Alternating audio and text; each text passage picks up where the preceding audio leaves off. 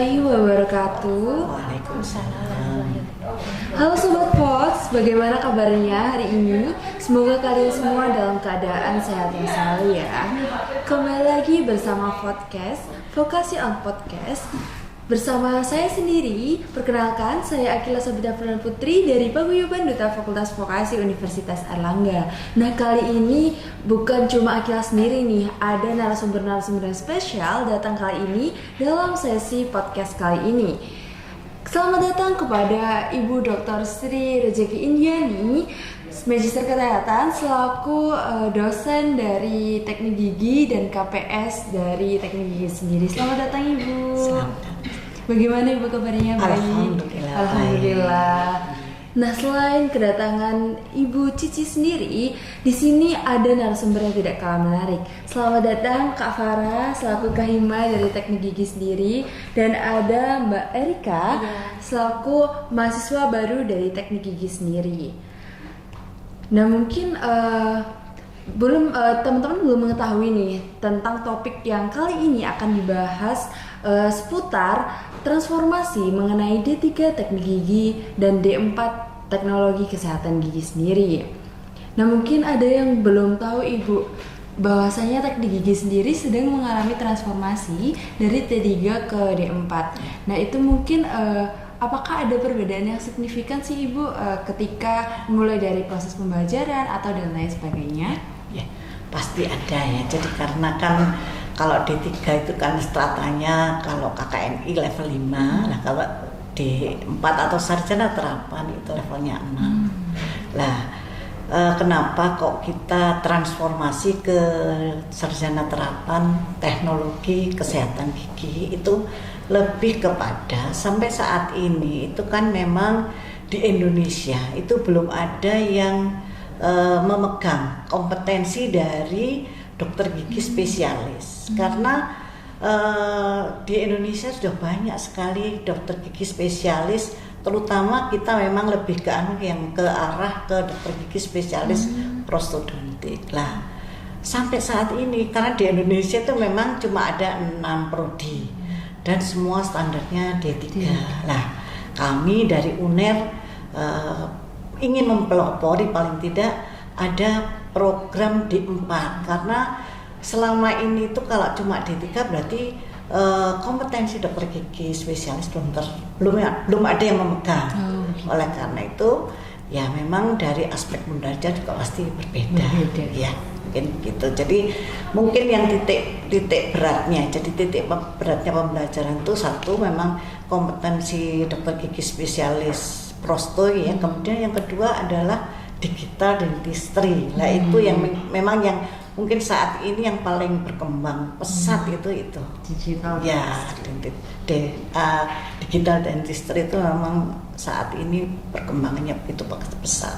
Ya.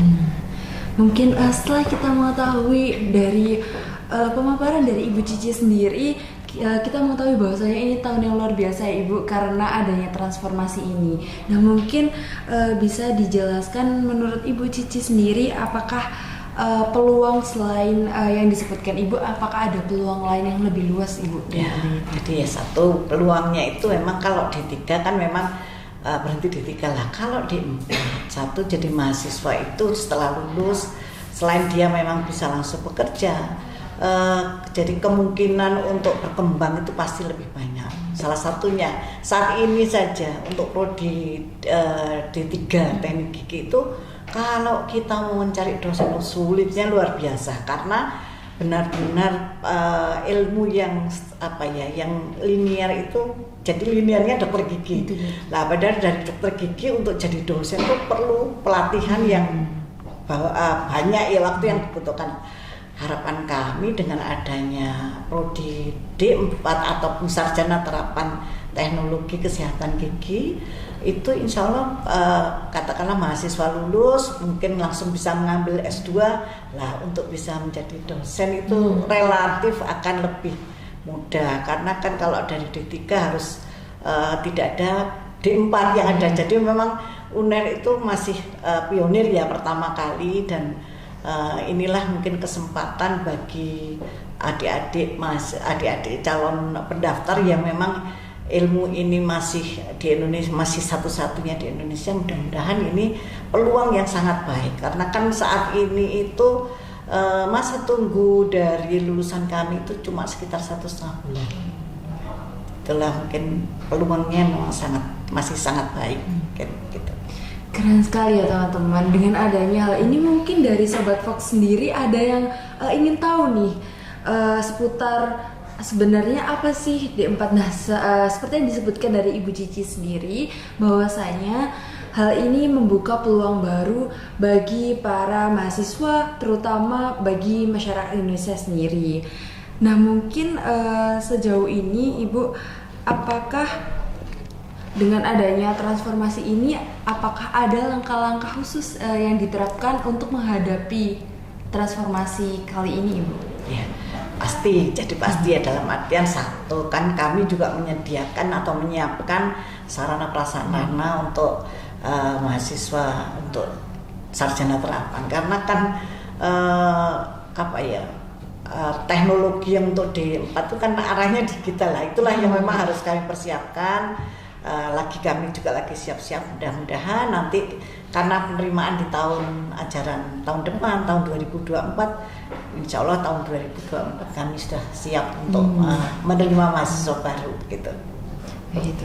Wah, keren sekali ya teman-teman. Setelah apa yang dipaparkan Ibu Cici, mungkin Akila sendiri ingin mengetahui dari Kak Farah sendiri selaku Kahima dari Teknik Gigi sendiri. Sejauh ini Kak Farah, bagaimana sih pengalamannya ketika berkuliah di Teknik Gigi?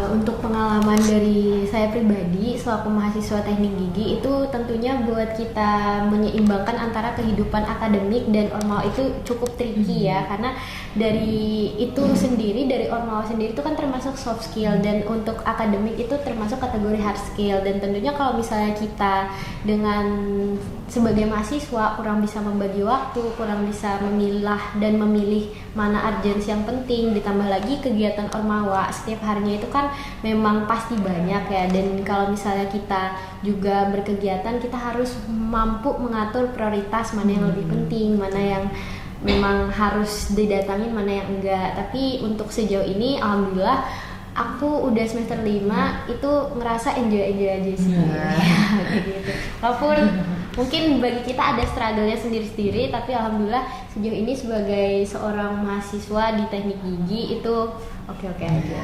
Keren banget ya Kak Farah ini. Nah, mungkin dari Akila sendiri pengen tahu nih dari Kak Erika. Menurut Kak Erika sendiri, kenapa apa alasan yang mendasari kenapa memilih teknik gigi sih gitu?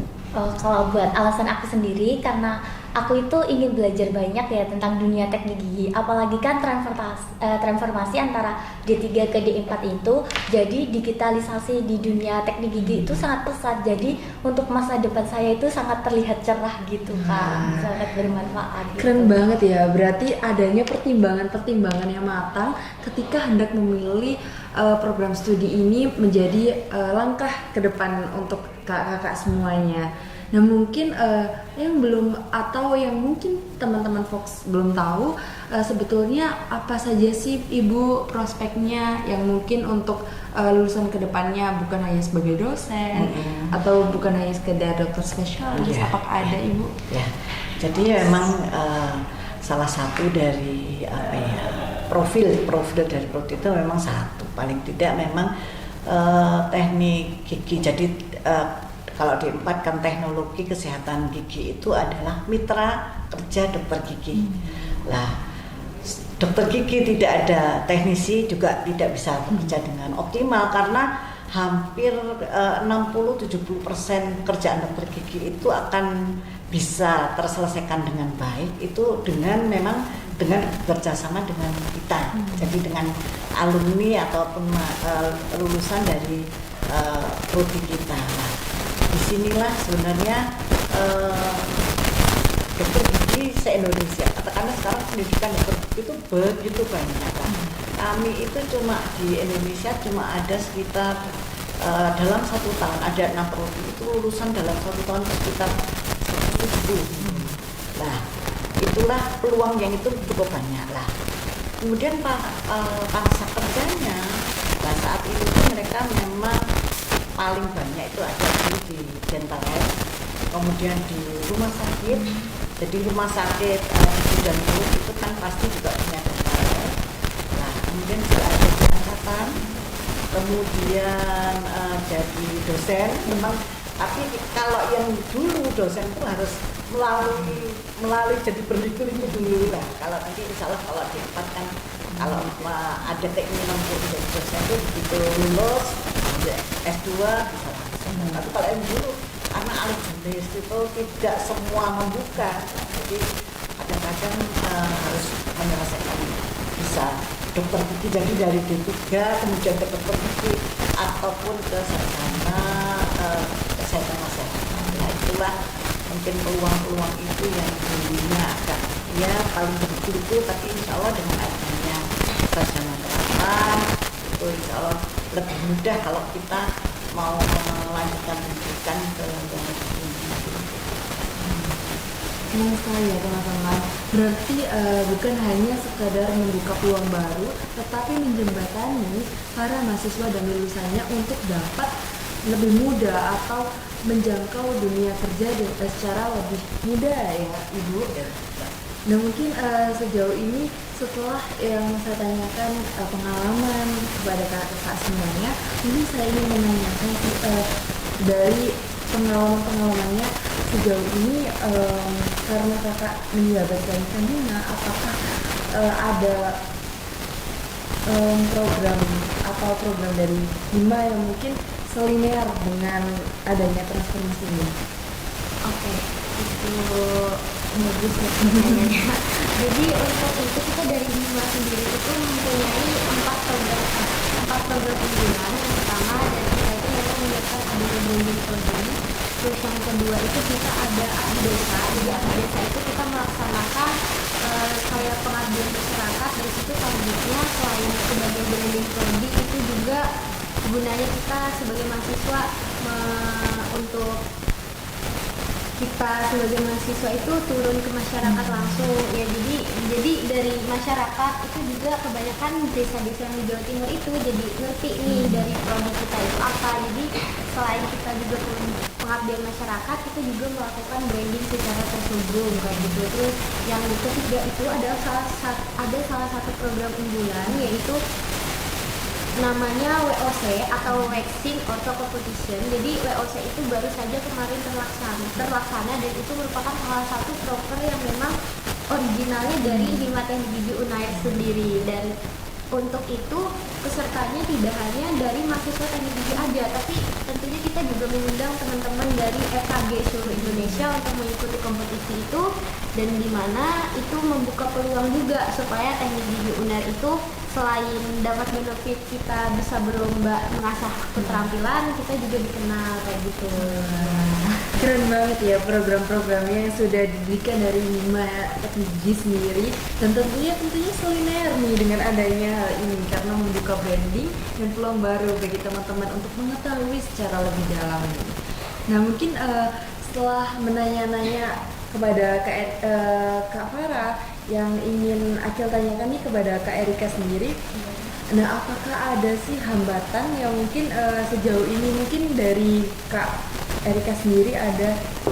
Kalau untuk hambatan aku sendiri, karena aku kan mahasiswa baru ya, jadi harus transisi antara dunia SMA dan juga kuliah.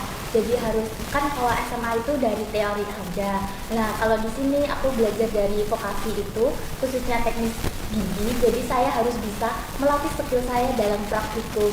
Jadi saya harus mengasah otak saya di bidang tersebut. Nah, keren banget ya. Jadi sedari mahasiswa baru harus sudah dipersiapkan ya ke depannya seperti apa langkahnya. Benar sekali. Nah mungkin setelah bertanya-tanya seputar hambatan ya, mungkin dari Kak Farah sendiri, bagaimana sih untuk dapat beradaptasi dengan lingkungan, karena mungkin sudah semester lanjut ya, jadi mungkin adanya udah beradaptasi. Nah itu bagaimana sih Kak caranya? Untuk itu tentunya agak lumayan susah karena dari saya sendiri itu kan termasuk angkatan corona ya. Jadi sempat 2 semester itu kerjanya di rumah, dan dari teknik gigi itu kita memang langsung dikejutkan dengan praktikum kayak gitu. Jadi setelah kita dapat materi, memang di semester 1 itu ada 1 hari di mana full seharian itu kita praktikum, dan waktu pas jadi maba di tahun 2021 itu udah kita kena covid di rumah juga, terus kudu praktikum secara online juga. Itu tantangan sih, jujur ada tantangan. Terus kedepannya kan waktu itu di tahun 2022 sudah peralihan, dan kalau misalnya boleh cerita lagi, saya termasuk orang rantauan kayak gitu ya. Jadi agak jauh merantaunya ke sini, tapi yang selalu dijadikan motivasi itu adalah itu, karena saya anak rantauan, saya sudah jauh-jauh belajar di sini. Kalau misalnya saya tidak memberikan yang terbaik, tentunya sayang dong gitu. Jadi di sini walaupun memang kita kayak tadi sudah disebutkan struggle-nya banyak, apa yang belum lagi tugas, belum lagi harus membagi ini itu, tapi karena kita rantauan dan sebagai mahasiswa ya udah dinikmatin aja. Karena nanti kalau udah lulus dan masuk ke dunia kerja itu pressure-nya mungkin lebih besar daripada seorang mahasiswa kayak gitu.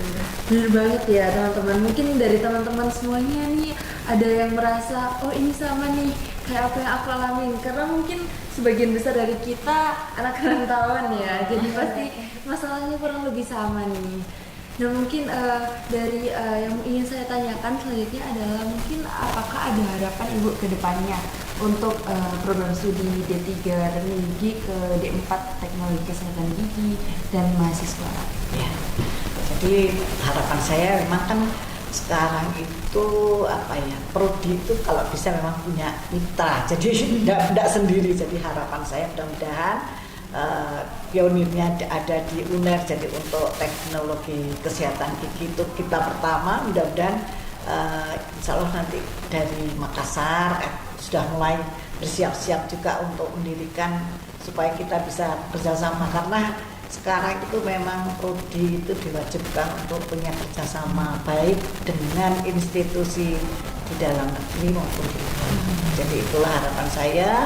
Kemudian juga untuk calon mahasiswa, mudah-mudahan dengan adanya prodi teknologi kesehatan gigi itu ada. Jadi memang selama ini mahasiswa kami itu kan kok cuma D3 ya dok, enggak D4 lah. Inilah mudah-mudahan dengan adanya D4 apa yang memang diinginkan. Jadi mahasiswa sekarang tuh rasanya D3 masih kurang. Jadi harapannya dengan adanya D4 apa yang memang diharapkan sudah terpenuhi lah, ya itulah mungkin itu. Jadi memang orang tua sekarang tuh inginnya anaknya sarjana paling tidak mungkin gitu. Terima sekali. Nah mungkin menutup perbincangan kita pada kali ini, saya ingin menanyakan Ibu, baru-baru ini mungkin di luar topik transformasi boleh Ibu? Oh silakan. Nah ini mungkin baru-baru ini kita dengar bahwasanya teknik gigi sendiri sedang menempati gedung baru ya Ibu. Nah itu letaknya di mana sih Ibu tepatnya? Letaknya itu di depan FISIP, jadi di dulunya LD lembaga lab dasar bersama. Jadi alhamdulillah, jadi yang dulunya kami itu di FKG itu ruangannya ada katakanlah di beberapa tempat yang berjauhan, tapi untuk yang sekarang itu insya Allah jadi satu, sehingga kami itu lebih saya lihat mahasiswa motivasi lebih baik, bagi kami juga pengawasan lebih baik, insya Allah juga hasilnya lebih baik. Alhamdulillah ya Bu ya.